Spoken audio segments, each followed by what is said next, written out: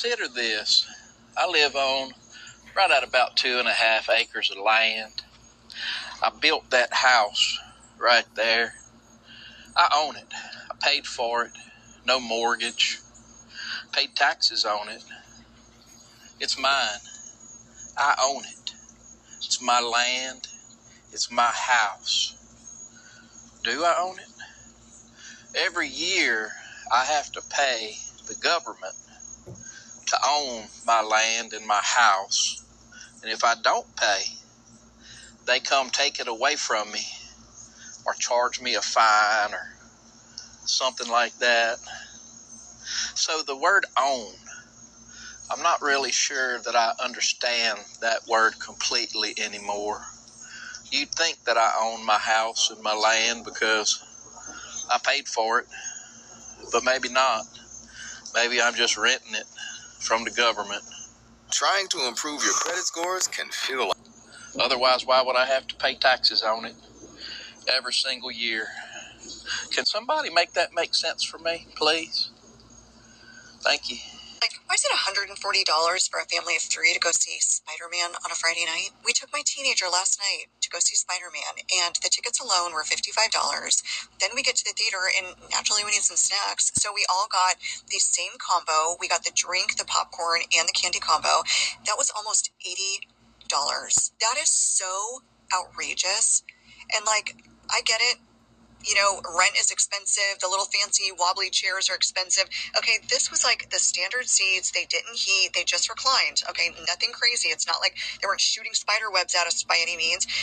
But $140 for a family to go see a movie together, that is so outrageous. And naturally, like the first 20 minutes of the movie, I was so perturbed by that I just sat there thinking about the margins. Like, by the time the popcorn kernels, the cups, you know, and the candy that they bought in bulk, by the time that was paid for, they probably made like 99% off of us.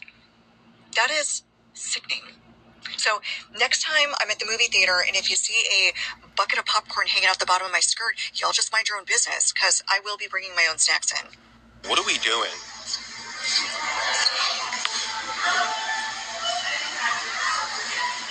$42? Are you... I don't think it's fair how a job will not hire you if you don't have a reliable source of transportation. Here's the thing. Trying to get a car is hard enough within itself, okay? And then not only that, the payments, trying to make the payments, down payments, ridiculous. I'm trying to find another job, and it's a job that's actually within my walking distance from where I live. But because I told them the fucking truth, I said I don't have a car, but I have my own 2 feet, or I can use Uber or maybe a bus in South Jersey, right? They said, yeah, no, we can't hire you because you don't got no car. I got a car. Are you going to give me one? The fuck?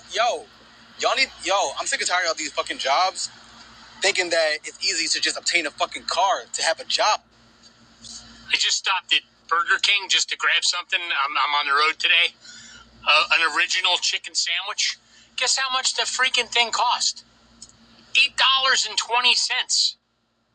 I was like, what the Why does having a job literally cost money? You need gas to get there, you might have to pay for parking, and maybe you're buying lunch because you're not at home all day. And a lot of jobs will expect you to use your own smartphone, and some expect you to have a reliable vehicle. And then you get the health insurance and realize that healthcare still costs money. And that's before you even factor in what your time is worth. So when we're asking, does this job pay enough? I don't even think the answer is just about the salary, but it's more so about what is this job actually leaving me with financially, physically, and in my life. Why do people have to be so manipulative and cruel? I'm sorry, you're charging me $60 to apply to your apartment? And I might not even get it. You might give it to someone else? I just give you $60? For what? Just enjoying a nice day at the park. Oh my God, you know what? There's no cars here. There's no nothing. Oh my God, What do we have here? Now, I don't know about you guys, but I don't see any fucking vehicles down here in the park. But here it is. Now, let's talk about some of the misconceptions that I've been getting, including death threats, because of this little fucker right here. Now, let me say something to the city of Canton. I don't remember fucking voting for that right there in my park. Let me tell you the reality of what that right there does. Let's talk about it. It is not simply a license plate reader like I'm getting in a lot of my comments on my first video, okay? Let me tell you that right there what it does. It is tracking people. Do you see any license plates anywhere in this fucking park? Here it is. There it is. It's pointed to the park. So for all of you guys, including police officers and law enforcement, saying that it's only a license plate reader, false information, okay? Let me tell you with a software update what they're about to do. What they're about to do with a simple software update is track your Bluetooth devices. It's going to track signals in your car. Why is it doing that? This is AI control, artificial intelligence. And you guys that are saying that it's not going to go any further, I'm going to tell you about a technology company. Any technology, no matter what technology it is, about a $7 billion company right there, Flock, they're going to innovate. You think they're going to stop with facial recognition, tracking, and license plate signal tracking? Sadly mistaken. Tracking and license plate signal tracking? Sadly mistaken. That right there is the beginning of slavery and control. And it seems quite positive with all the voices included.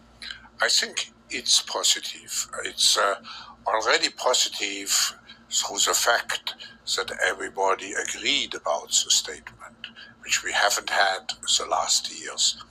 Now the base has been formed, but we have to go one step further. We have to have a strategic mood. We have to construct the world of tomorrow. It's a systemic transformation of the world. So we have to define how the world should look like, which we want to come out of this transformation period. I respect China's achievements, which are tremendous over the last over 40 years. I think it's a role model for many countries, but I think also we should leave it to each country to make its own decision what system it wants to adopt. And I think we should be very careful in imposing systems. But the Chinese model is certainly a very attractive model for quite a number of countries. Remember how I said I lived out in the middle of nowhere with absolutely nothing around us? What's that? What is that? What is that for? Oh, you know, a free country. What are you monitoring? Guys, class is in session.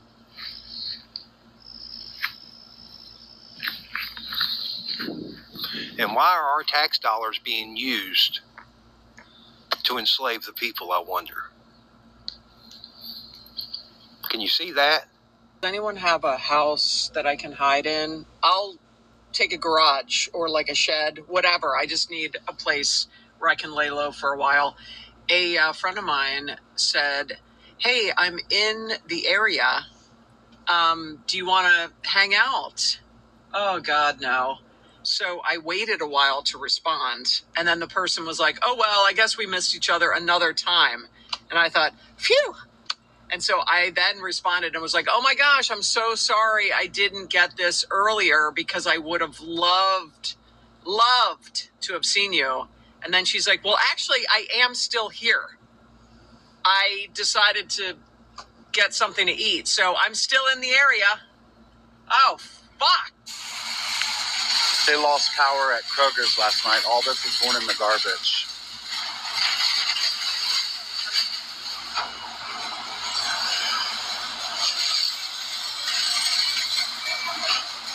So I see a gas station is going viral for offering their customers 20% off gas if they dance on camera. You can see some of the videos on TikTok. Some see it as harmless fun. I see it as some dystopian bullshit and a humiliation ritual. We are slowly turning poverty into entertainment. There's something deeply embarrassing about turning financial desperation into entertainment. When people have to dance for cheaper gas, maybe the joke isn't funny anymore.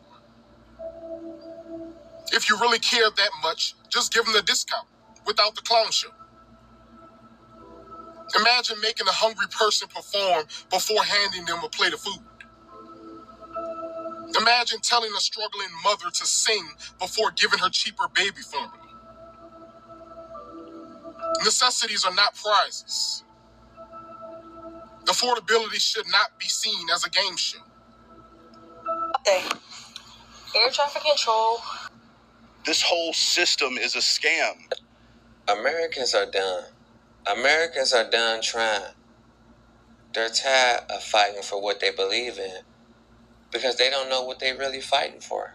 They're confused because the same things that they were told to do, it's not working. The cost of living is steady going up. Nobody's getting a pay increase.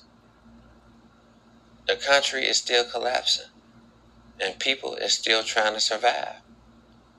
So that's why people are done. They feel like they're tired of being controlled. They've been feeling like they're being controlled for so long, they don't even remember when they were free, if they were ever free. Because this used to be the land of the free. Now they're starting to call it the land of the fee. And that's crazy. Because who would have ever thought times would get this rough? Each and every day. Each and every day. It's always something. People getting fired left and right. People leaving America now, trying to find a better way. And people just giving up. And a lot of people are starting to avoid people. They don't want to be bothered. And that's the crazy part. People are more divided than united. So that's why people are starting to see the country for what it is. So that's my take on the situation. Let me know how y'all feel about this one. Share it in the comments. I said, we're going to have to put out the fire in the Middle East, and we've done that. They're never going to have a nuclear weapon. We have loaded up. So I just say this.